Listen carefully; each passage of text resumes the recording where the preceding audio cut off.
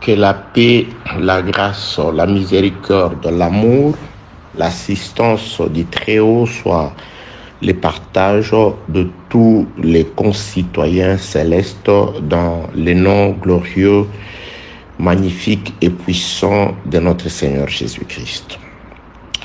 L'exode des bois depuis Tyr jusqu'à Japhos, audio numéro 2. Très chers compatriotes, ça a toujours été une joie pour moi d'être ce vase par qui Dieu a résolu de vous faire parvenir sa volonté. Car le plus important pour l'homme, c'est de connaître la volonté de son Créateur. Car c'est à travers la volonté de Dieu qu'a été tracé le chemin qui mène au repos éternel, le chemin qui mène à la vie éternelle, à la paix, à la tranquillité et à l'assistance. Ces chemins, nous le voyons que à travers la connaissance de la volonté de Dieu. Et la connaissance de la volonté de Dieu est ainsi exprimée à travers ce qu'on appelle la parole de Dieu. C'est pourquoi Dieu nous a fait ministres afin de ne vous apporter que sa parole. Car c'est dans sa parole que sont renfermées l'assistance de Dieu pour la vie courante ainsi que la promesse de siècles à venir. Que la paix, la grâce et la miséricorde de Dieu soient avec vous au nom de Jésus-Christ. L'exode de bois depuis le pays de Tyr jusqu'à la ville de Japhos pour arriver jusqu'à Jérusalem. Prenons sans plus tarder le Saintes Écritures. En tout cas, je ne voulais pas vraiment être très long dans mon intervention. Ça, c'est le désir de mon cœur. Je commence ma lecture dans le second livre des Chroniques, 2 Chroniques chapitre 2. Je commence au 3e verset. Je vais faire une lecture avec des bons. Salomon envoya dire à Huram, roi de Tyr: fais pour moi comme tu as fait pour David, mon père, à qui tu as envoyé des cèdres afin qu'il se bâtisse une maison d'habitation.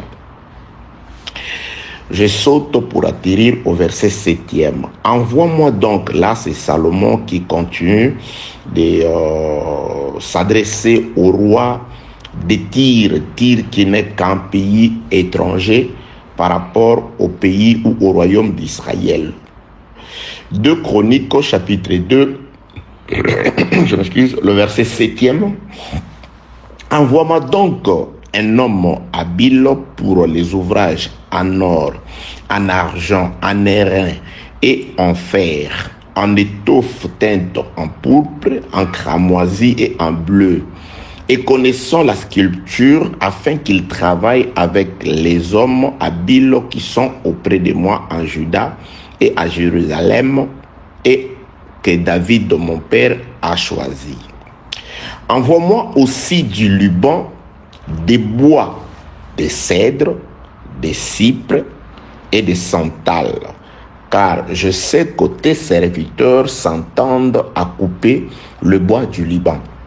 Voici mes serviteurs seront avec le tien. Que l'on me prépare du bois en abondance, car la maison que je vais bâtir sera grande et magnifique. Je donnerai à tes serviteurs qui abattront le bois 20 000 corps de froment foulé, 20 000 corps d'orge, 20 000 battes de vin et 20 000 battes d'huile. Huram, roi de Tyr, répondit dans une lettre qu'il envoya à Salomon: c'est parce que l'Éternel aime son peuple qu'il t'a établi roi sur eux. Huram dit encore: béni soit l'Éternel, le Dieu d'Israël, qui a fait les cieux et la terre, de ce qu'il a donné au roi David un fils sage, prudent et intelligent, qui va bâtir une maison à l'Éternel et une maison royale pour lui. Je t'envoie donc un homme habile et intelligent. Je saute pour atterrir au 16e verset, au 15e verset. Maintenant que mon Seigneur envoie à ses serviteurs le froment, l'orge, l'huile et les vins dont tu l'as parlé. Et nous couperons des bois du Liban autant que tu en auras besoin. Nous te les expédierons par mer, en radeau jusqu'à Jaffo, et tu les feras monter à Jérusalem. Que la paix de Dieu soit avec vous dans le nom glorieux et puissant de notre Seigneur Jésus-Christ. Le désir de mon cœur est que Dieu nous rapproche de lui. Le désir de mon cœur est que Dieu nous fasse faire ce qu'il a fait faire au bois, c'est-à-dire le déplacer en le coupant depuis la terre d'un pays quelconque, les conduisant jusque dans une ville où les bois étaient attendus pour constituer les temples de l'Éternel. C'est de ça qu'il s'agit, bien-aimés dans le Seigneur. Il ne s'agit que d'un voyage. Nous parlons de l'exode. En soi, par définition, exode veut tout simplement dire déplacement des masses. Je parle souvent de l'exode. Il y a l'exode d'Adam, l'exode d'Ève, l'exode des vases d'or et d'argent.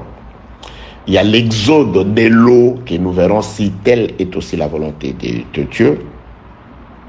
Et là, nous sommes dans l'exode ou le déplacement des bois. Pourquoi exode? Parce que c'est un déplacement des masses, bien-aimés dans les Seigneurs. Israël a été déplacé depuis le pays de l'Égypte. Dieu s'adresse à Israël. Il dit, qui a ouï dire, qui a déjà entendu qu'un Dieu a déjà fait sortir tout ton peuple du milieu d'un autre peuple pour les conduire vers un pays quelconque. C'est-à-dire cet acte-là, il n'y a que l'Éternel, Dieu Tout-Puissant, qui soit capable de réaliser l'exode.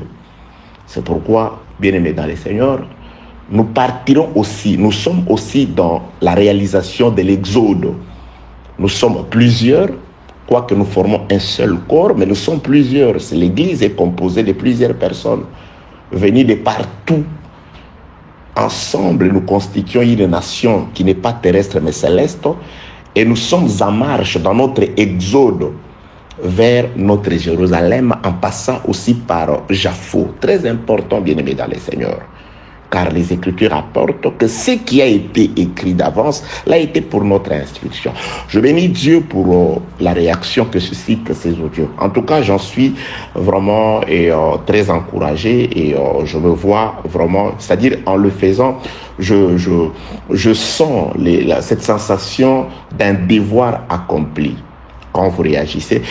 Il s'est passé un temps, je crois 2 ou 3 semaines, où je m'étais dit, voilà, je me repose un tout petit peu. Bon, je ne m'étais vraiment pas dit ça, mais c'est parce que j'ai été attrapé par un certain sentiment de repos. Alors vos réactions m'ont fait vite comprendre que la nourriture est vraiment, cette nourriture, elle est vraiment salutaire pour vous. Oui, il y a même des frères qui m'ont écrit disant, apôtre, je me suis senti, je me suis inquiété par votre silence. Je me dis, Seigneur, il dit oui, parce que vous n'avez pas l'habitude de nous laisser ainsi pendant un temps vraiment aussi long et sans pour autant nous mettre quelque chose sous la dent.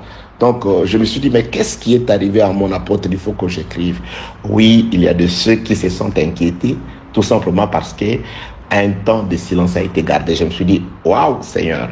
Donc, Dieu nous a mis à l'esprit et au cœur d'être toujours là. Je me dis, quand je bénis le Seigneur, il permet parfois des circonstances pendant pendant que la Covid a commencé ici en Chine, fin 2019, début 2020, je crois au mois de janvier, c'est là que j'avais pris la décision de pouvoir commencer avec des audios dans le but d'alimenter tout simplement les frères qui étaient avec moi ici dans la ville de Guangzhou, au pays de la Chine.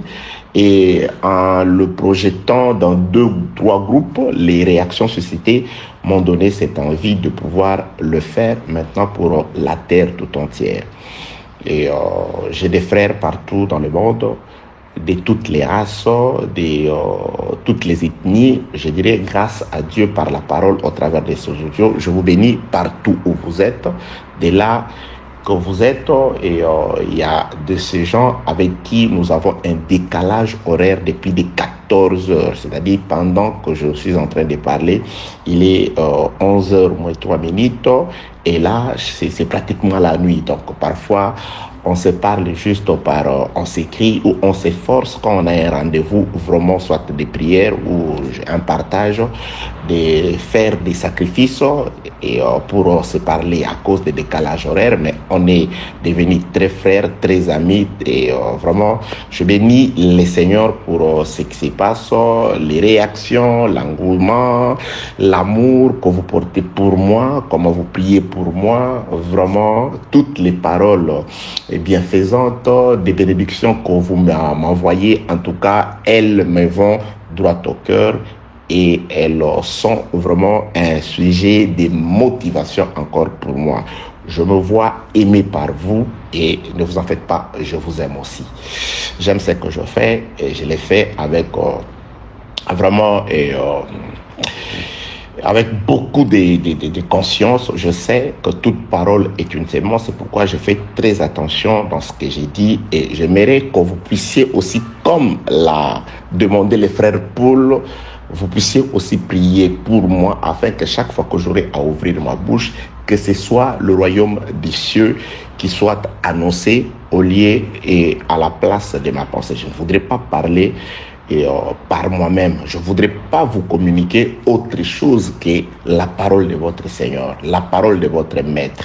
Je ne voudrais que vous conduire dans la direction prévue pour lui, là où il vous attend, car Dieu a fixé un lieu de rendez-vous pour son peuple et il nous a établi conducteurs afin de vous y conduire. Donc, priez pour nous et voilà, que la paix, la grâce et la miséricorde de Dieu soient avec vous. Il fallait que je vous dise, en tout cas, combien je suis reconnaissant par rapport à comment vous m'interpellez, comment vous me supportez. Parfois, il y a de ces frères qui posent des questions et je me rappelle où je ne le trouve que 2-3 jours après et quand je réponds, tout en m'excusant, vous êtes toujours là accueillant, vous souriez toujours. Il y a même de ceux qui n'ont pas encore reçu de réponse parce que j'aurais oublié, mais vous me supportez toujours, vous m'aimez toujours. En tout cas, vraiment, que Dieu vous bénisse. Du fond de mon cœur, je dis que la paix de Dieu soit avec vous au nom de Jésus-Christ. Donc, l'exode, bien-aimé dans les seigneurs des bois, c'est tout simplement un déplacement en masse. Parce qu'on dit qu'il n'y a pas seulement une seule espèce de bois. Selon qu'il est écrit, le roi Salomon qui exprime sa volonté par rapport aux espèces de bois qu'il attend. Parce que le roi décrit tout ce dont il a besoin. Il veut du bois pour la construction de son temple, la maison de l'Éternel. Il dit une maison grandiose, une très grande maison qui sera édifiée pas pour n'importe qui, mais pour les dieux qui est au-dessus de tout ce qu'on peut appeler Dieu. Le seul d'ailleurs, comme dit le frère Paul, il y a des êtres qui se font appeler Dieu, ils ne le sont que des noms et non des natures. Il n'y a qu'un seul Dieu, un seul Seigneur. Alléluia. Jésus-Christ de Nazareth, le Fils de Dieu, le seul intermédiaire entre la vie et les hommes, entre les repos et les hommes, entre la tranquillité et les hommes, entre la prospérité, la paix et les hommes. Jésus-Christ. Que Dieu vous bénisse, que la grâce abonde sur vous, que ceux qui sont malades soient guéris au nom de Jésus-Christ, que ceux qui ont des problèmes puissent voir la résolution à leurs problèmes au nom de Jésus-Christ, que ceux qui sont troublés puissent recevoir la paix Au nom de Jésus-Christ, Dieu nous a envoyés pour vous communiquer la paix. Car partout où nous entrons, moi j'entre par la parole, c'est pour vous laisser la paix. La Bible a déclaré à ceux qui ont été envoyés par Jésus-Christ, lorsque vous arrivez quelque part, et qu'il y a un fils de paix qui vous reçoive, que votre paix demeure dans cette maison. Vous nous avez reçus par rapport à la parole, que la paix de Dieu qui accompagne cette parole puisse rester en vous, puisse vous garder, vous protéger tous ceux qui vous sont dans le cœur, tous ceux qui vous sont chers, au nom de Jésus-Christ. Gloire à Dieu, gloire au Seigneur. Bien-aimés dans le Seigneur, l'exode, ça se fait par rapport à la masse. Donc, c'est des bois qui doivent partir du pays de Tyr. Je crois qu'à l'introduction, je me suis mis à expliquer ces choses. Tyr est un pays de païens, c'est des païens contre la chair. Donc, à cette époque-là, Dieu n'avait choisi qu'Israël par Abraham et il a donné Isaac à Abraham. D'Isaac est venu Jacob, de Jacob les 12. Les 12 sont descendus en Égypte et à partir de là, Dieu s'est formé une nation. Donc la nation israélite est née en Égypte. Donc c'est-à-dire ils sont devenus nombreux après qu'ils soient maltraités par leurs hôtes, c'est-à-dire les Égyptiens. Dieu a envoyé Moïse et Aaron, d'après Psaume 77, pour le faire sortir de là. Ils sont sortis de là.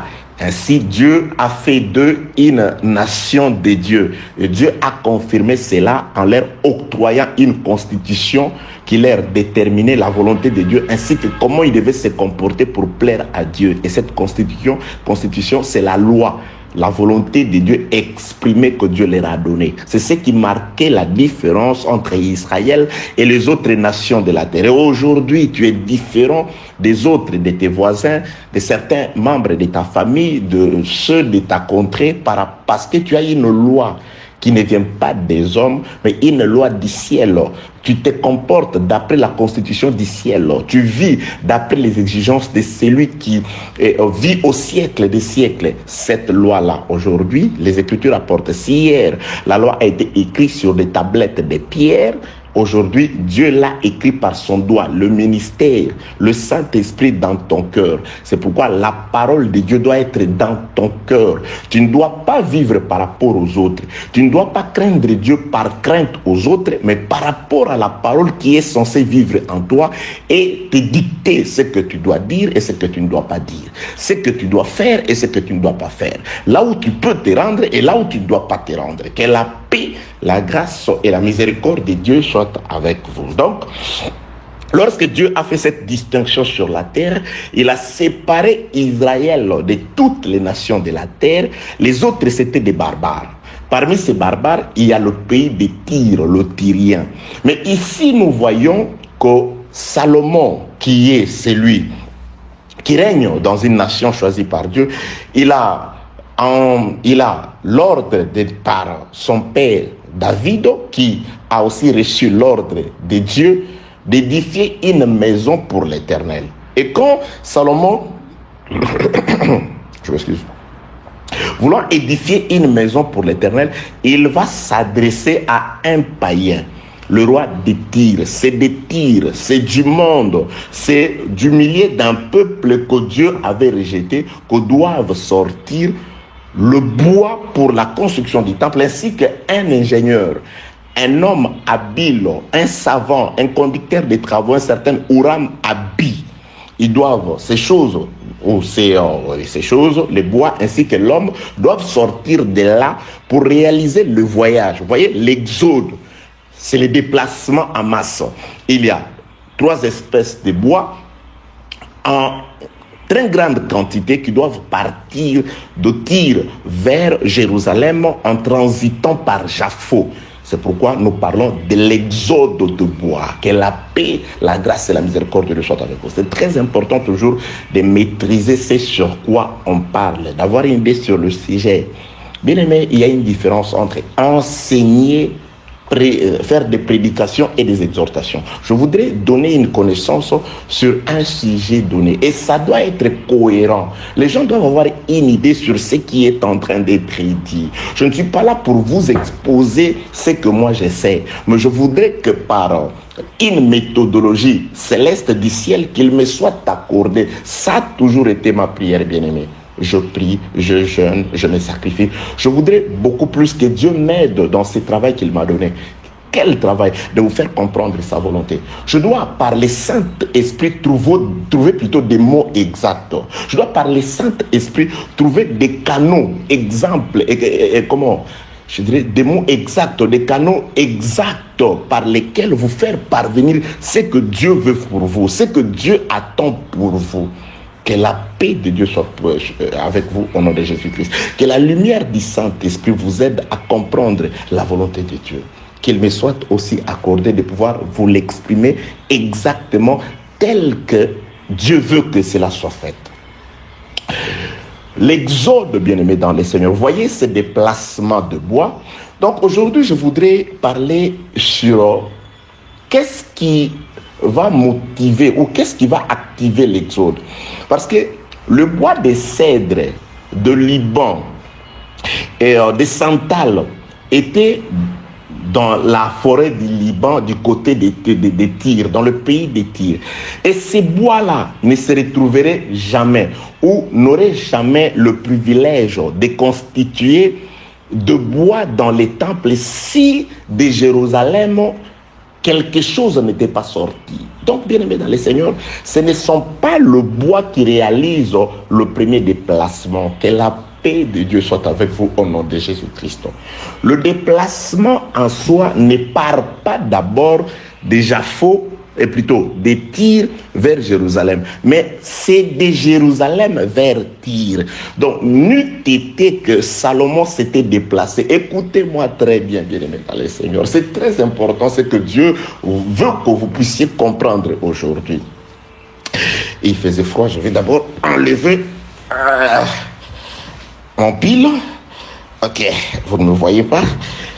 Ok, que la paix de Dieu soit avec vous au nom de Jésus-Christ. Bien aimé, j'étais en train de dire que le déplacement ne commence pas dans le sens de allant de Jaffo, non, de Tyr vers Jérusalem. Mais le déplacement commence de Jérusalem vers le pays de Tyr. Parce que si Salomon ne s'était pas déplacé pour arriver à Tyr, les bois ne se seraient pas non plus déplacés partis de Tyr pour trouver la grâce d'arriver jusqu'à Jérusalem. Donc c'est Salomon qui réalise d'abord le premier déplacement. Là, ça te trouble, tu vas te dire, mais apôtre, où est-ce que tu as trouvé ça? Oui, effectivement, Salomon se déplace. C'est là où vous allez aussi comprendre quelque chose. Salomon se déplace d'abord parce que c'est Salomon qui commence par se déplacer. C'est Salomon qui va contacter les rois de Tyr. Monsieur Hiram, c'est le roi Salomon qui va le contacter. Comment Salomon se déplace? Il se déplace par la parole. Je suis dans le second livre des Chroniques, chapitre 2, la lecture, le verset est 3e. Salomon envoya dire à Hiram, roi de Tyr, fais pour moi comme tu as fait pour David, mon père, à qui tu as envoyé des cèdres,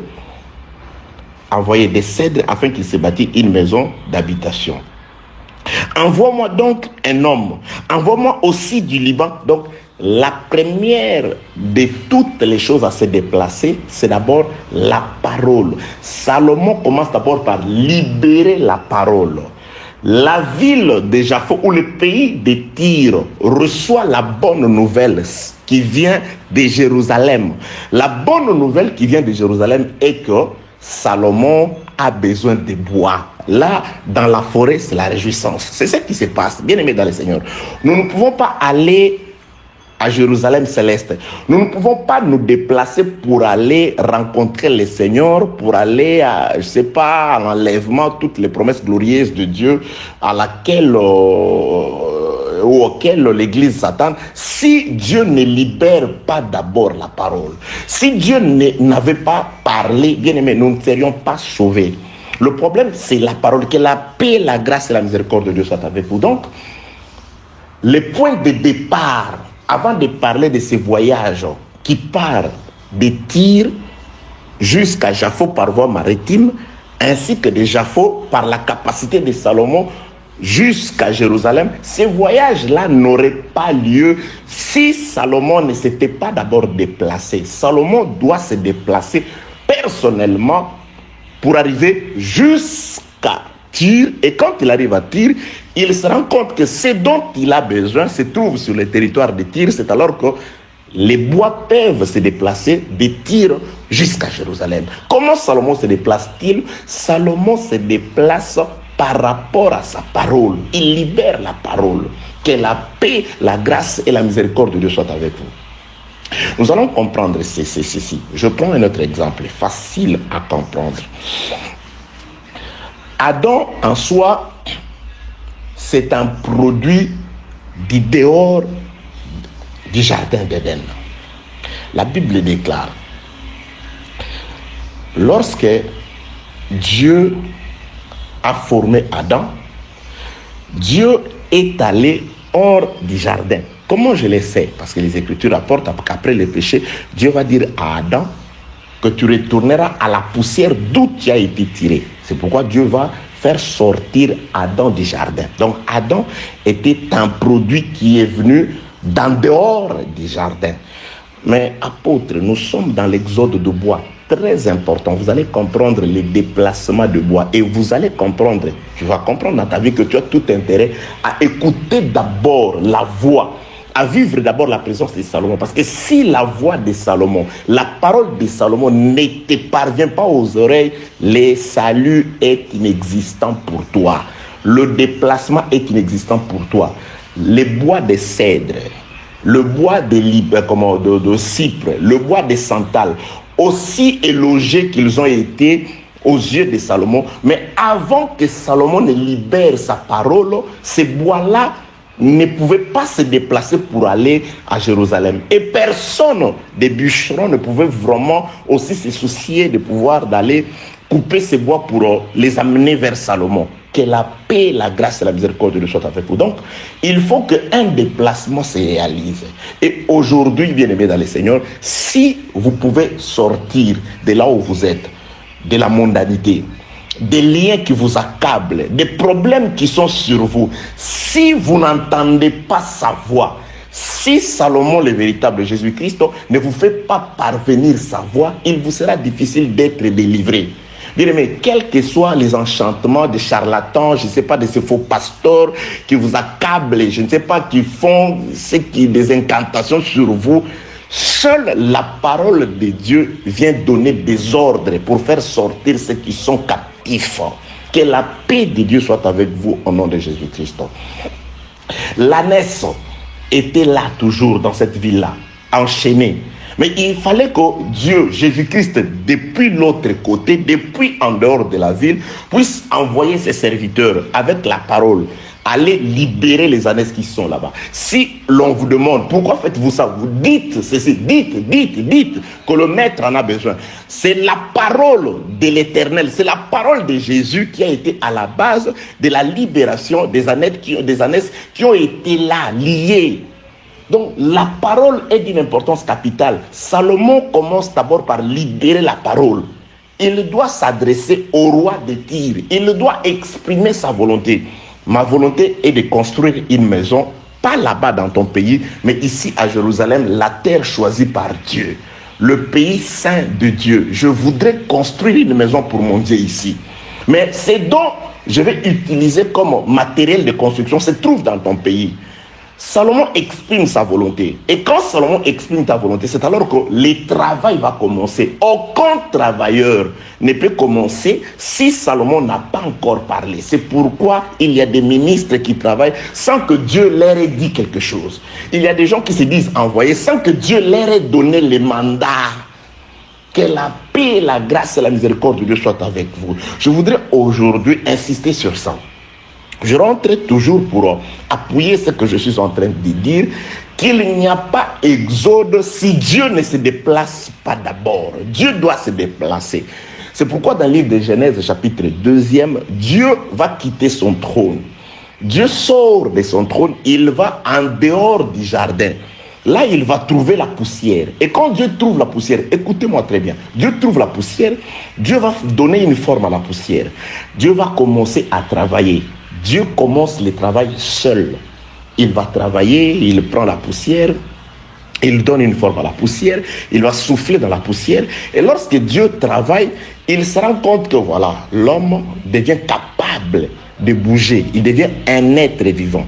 Pourquoi? Parce que je lui ai donné tout ce dont il s'agissait. Je lui ai donné la forme et je lui ai donné les souffles. Il n'est plus comme la poussière. Il devient différent de la poussière.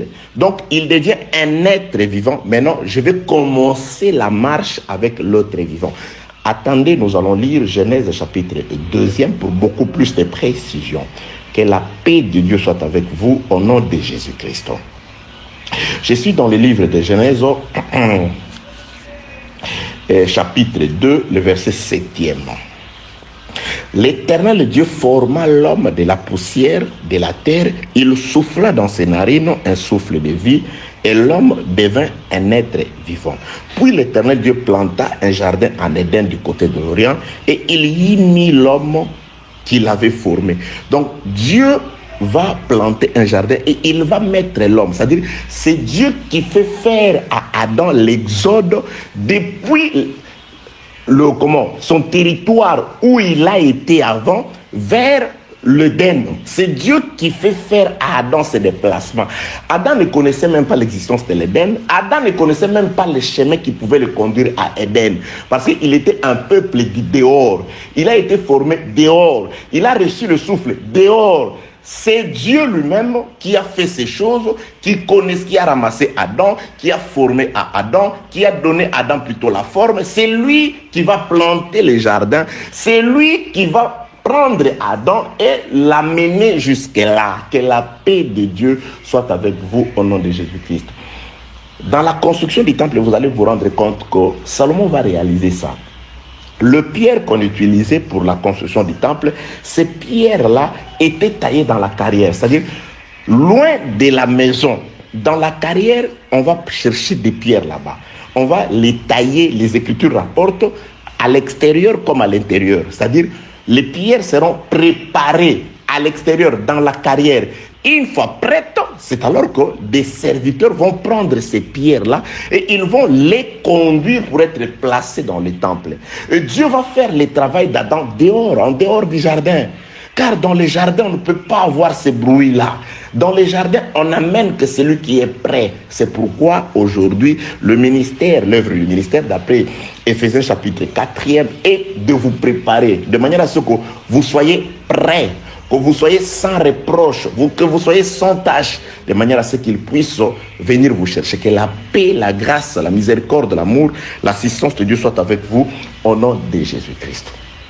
Qu'est-ce que je suis en train de dire? Je suis en train d'insister que c'est Salomon qui a réalisé le déplacement d'abord. Comment a-t-il réalisé ce déplacement? Il a envoyé la parole dans le pays de Tyr. Et c'est cette parole dans le pays de Tyr qui a exprimé la volonté de Salomon de pouvoir prendre les bois, pas n'importe lesquels, des marques distinctes, choisies, définies, prédéfinies par Salomon, les faire passer par la mer jusqu'à Japhos, et Salomon vient seul chercher le bois à Jérusalem, plutôt à Japhos pour les conduire à Jérusalem. Donc, le premier à se déplacer, ce ne sont pas les bois, mais c'est Salomon. Et dans ta vie, celui qui s'est déplacé aujourd'hui, qui dit, Seigneur, je me bats pour toi. Seigneur, je suis fidèle, je fais ceci pour toi. Mais tu dois d'abord reconnaître que c'est Dieu, par sa parole, qui s'est déplacé pour aller vers toi. C'est Dieu qui t'a touché, c'est Dieu qui a touché ton cœur. C'est Dieu qui a fait que tu puisses accepter cette parole. Tu as des ailes pour la vérité, c'est une bonne chose. Tu es un homme de prière, c'est une bonne chose. Tu es un homme craignant Dieu, c'est une bonne chose. Mais la crainte de Dieu, les ailes de la prière, l'amour de la vérité que tu as, toutes ces choses t'ont été données d'abord par Dieu. Que la paix, la grâce et la miséricorde de Dieu soient avec vous au nom de Jésus-Christ. Regarde bien aimé dans le Seigneur. Israël ne pouvait pas se retrouver sur la terre de Canaan si Dieu n'avait pas d'abord effectué la descente. Il appelle Moïse, il dit, Moïse, j'ai entendu les cris de mon peuple, j'ai vu sa souffrance et je connais ses douleurs et je suis descendu pour délivrer ses peuples. Donc Dieu commence d'abord par se rendre en Égypte. Et lorsque Dieu se rend en Égypte, c'est alors que de là, Dieu va préparer Israël de manière à ce qu'il puisse aller à Jérusalem, aller à Canaan, sur la terre promise. Que la paix, la grâce et la miséricorde de Dieu soient avec vous. Jésus-Christ pouvait dire, s'adressant aux Juifs, personne ne peut venir à moi si mon Père ne l'attire. D'abord, le Père doit descendre dans ton cœur. Le Saint-Esprit doit descendre dans ta vie. Dieu doit d'abord t'aider.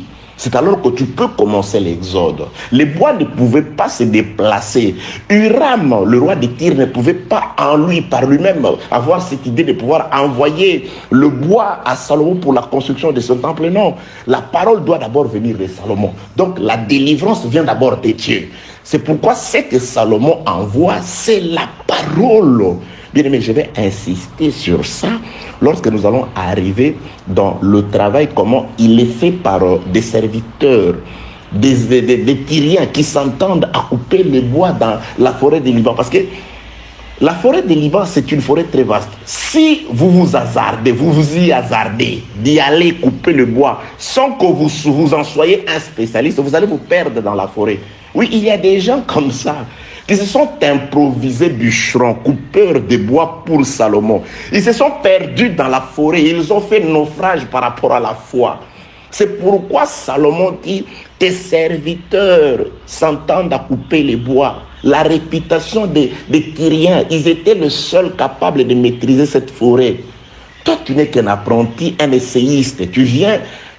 On ne s'essaye pas dans la parole de Dieu. On ne s'essaye pas comme ministre dispensateur de la grâce de Dieu. On ne s'essaye pas dans l'œuvre. On ne s'hasarde pas, on ne badine pas. Il y a un temple qui doit être construit quelque part. Et Salomon est là. Il est en train, à Jaffo, d'attendre les bois. Et ici, vous venez faire n'importe quoi. Vous venez dire n'importe quoi. Que la paix de Dieu soit avec vous au nom de Jésus-Christ. Dieu descend d'abord en Égypte, il dit je suis descendu, et quand Dieu descend, là, la Bible déclare, il descend par Moïse et Aaron. Moïse et Aaron font sortir le peuple de la captivité pour les conduire jusque dans le pays du repos. Que la paix, la grâce et la miséricorde de Dieu soient avec vous. Oui, il a envoyé Moïse et Aaron, ses serviteurs, Psaume les dit, plusieurs des Écritures les disent aussi. Pourquoi Moïse et Aaron? C'est afin que s'accomplisse ce qui est écrit dans le livre d'Exode, chapitre 19, verset 4. J'ai été porté par mes ailes d'aigle pour te conduire vers moi. Donc, les deux ailes d'aigle que Dieu a utilisées pour faire sortir Israël de l'Égypte, pour les conduire vers lui, le véritable repos, ces ailes d'aigle, c'était tout simplement Moïse et Aaron. Pourquoi je parle de Moïse et Aaron? Parce que Exode, plutôt Deutéronome 33, dit que Moïse était roi en Israël et Aaron, c'était le sacrificateur. C'était lui le souverain sacrificateur. Donc, les deux ailes, c'est un roi et un sacrificateur. Exactement, Hébreux chapitre 7, verset 1er. C'est Melchisédek, il était roi de Salem et sacrificateur du Très-Haut. Donc, Melchisédek était à la fois roi et sacrificateur. Or, le Melchisédek, en réalité, il est rendu semblable au Fils de Dieu. Donc, c'était Jésus-Christ, c'était Dieu lui-même. C'est pourquoi Dieu parle des deux ailes d'aigle avec lesquelles il a fait sortir Israël du pays de l'Égypte pour les conduire vers lui. Le deux ailes en soi, c'est Moïse et Aaron, un roi et un sacrificateur. Que la paix, la grâce et la miséricorde de Dieu soient avec vous. Donc, Dieu utilise le deux ailes pour porter la femme vers lui. Et aujourd'hui, Dieu utilise aussi Jésus-Christ pour nous amener vers lui. De même que Dieu avait utilisé Adam. Adam a réalisé l'exode. Et Adam aussi, il était protégé. Dieu réalise l'exode. Il prend Adam et il le conduit vers le pays qu'il avait préparé pour lui, Éden. Dieu va aussi prendre les deux ailes C'est là où je le sens. Dieu prend les deux ailes par Salomon. Il va utiliser les deux ailes. Vous allez vous rendre compte, Salomon aussi. Il va envoyer la parole dans le pays de Tyr et de là, le travail sera exécuté aussi par deux ailes, c'est-à-dire des Tyriens qui seront accompagnés des travailleurs qui viendront de Salomon, de Jérusalem. Donc, qui coupe le bois dans la forêt du Liban, il y a des Tyriens et il y a des serviteurs qui sont sortis de Jérusalem. Les deux ailes seront là. Les deux ailes ont été là, ils sont là et ils seront toujours là. Pour libérer le peuple, il faut des ailes. Que la paix, la grâce et la miséricorde de Dieu soient avec vous. Et Israël attend aussi pour sa délivrance les deux ailes pour les délivrer. Que la paix de Dieu soit avec vous au nom de Jésus-Christ. Bien-aimés dans le Seigneur, très chers compatriotes, nous sommes dans l'exode de bois. Je voudrais aujourd'hui insister sur d'abord, Dieu doit quitter les ciels pour venir sur la terre. Il peut parler à l'homme comme Dieu qui sort de l'Éden, qui va en dehors des jardins, qui va travailler sur Adam. Il va travailler sur Adam. Et quand il travaille sur Adam, il prépare Adam. Une parenthèse, quand Dieu prépare Adam, il réalise un tout. Dieu sait qu'à l'intérieur d'Adam, il y a une femme, il y a l'aide semblable d'Adam à l'intérieur. Et quand Dieu fait déplacer Adam, l'homme, la parole, la femme aussi exécute ces déplacements-là. Mais la femme est protégée par les corps d'Adam. La femme d'Adam réalise les déplacements depuis l'en dehors, plutôt les hors du jardin vers le jardin dans les corps d'Adam. Nous aussi, bien-aimés dans les Seigneurs, Dieu prépare la parole et les déplacements, Dieu fait déplacer la parole. Et comme la femme de la parole, la femme de Christ, nous allons nous retrouver dans la parole. C'est pourquoi un enfant de Dieu a pour demeure la parole. Et quand Dieu bénit la parole, l'enfant de Dieu reçoit la bénédiction de la parole. Quand Dieu protège la parole, l'enfant de Dieu profite de la bénédiction, de la protection de la parole. C'est-à-dire, tout ce dont nous avons besoin, nous ne pouvons la trouver que dans la parole. Que la paix, la grâce et la miséricorde de Dieu soient avec vous. Donc, Dieu prépare Adam et à l'intérieur d'Adam, il y a une femme. Quand Dieu était en train de former Adam, Dieu formait déjà la femme. Mais Dieu cache la femme dans le corps de l'homme. Et quand Dieu fait déplacer l'homme pour l'amener au jardin, la femme est là, mais protégée dans le corps de l'homme. Et quand Dieu fait déplacer l'église aujourd'hui pour nous amener au repos, en soi, Dieu ne déplace pas l'église, mais Dieu est en train de conduire sa parole. Dieu est en train de diriger sa parole. C'est-à-dire, nous devons être invisibles par rapport à la parole. Lorsque Dieu te regarde, que Dieu ne te regarde pas, que Dieu ne te voit pas, mais Dieu doit voir la parole. Car Dieu est descendu pour préparer la parole. Dieu est descendu pour arranger la parole. Dieu voudrait que la parole qu'il a laissée sur la terre puisse les rejoindre. Mais lorsque la parole va retourner, que toi tu trouves refuge dans la parole ou que tu te retrouves devant Dieu grâce à la parole. Car Dieu ne cherchera que la parole. Dieu ne cherche que la parole. Dieu n'a besoin que de la parole. Dieu ne nourrit que la parole. Les yeux de Dieu sont sur la parole. Sois dans la parole, tu bénéficieras des yeux de Dieu, de la protection de Dieu, de la grâce de Dieu, de l'amour de Dieu. Paix de Dieu sur vous. Au nom de Jésus-Christ. L'exode de bois. Donc il n'y a pas exode si Dieu ne descend pas d'abord pour aller chercher le bois. Il n'y a pas de déplacement dans ta vie, délivrance dans ta vie. Il n'y en aura jamais si Dieu ne t'envoie pas d'abord la parole. C'est pourquoi Dieu a suscité des ministres pour vous envoyer la parole. Dieu a suscité de ses serviteurs pour vous envoyer la parole. Et serviteur, c'est celui qui vous envoie la parole. C'est pourquoi les frères qui a écrit la lettre aux Hébreux, laissez-moi lire Hébreux chapitre 13, il parle des conducteurs, ceux qui vous conduisent. Hébreux chapitre 13, attendez, je cherche le passage des Écritures, ok. Hébreux chapitre 13, le verset 17. Obéissez à vos conducteurs et ayez pour eux de la déférence, car ils veillent sur vos âmes comme devant en rendre compte. Qu'il en soit ainsi, afin qu'ils le fassent avec joie et non en gémissant. ce qui ne vous sera d'aucun avantage. Donc, ceux qui vous conduisent vraiment dans le Seigneur, ce sont ceux qui représentent la parole de Salomon dans le pays de Tyr. Car ce sont des serviteurs. Et les serviteurs, quand ils seront en train de travailler, parce que je parle au futur, parce qu'on n'est pas encore arrivé là-bas, ils laisseront par rapport à la volonté de Salomon. Les bois ne peuvent subir l'exécution de la volonté de Salomon que si les serviteurs sont fidèles.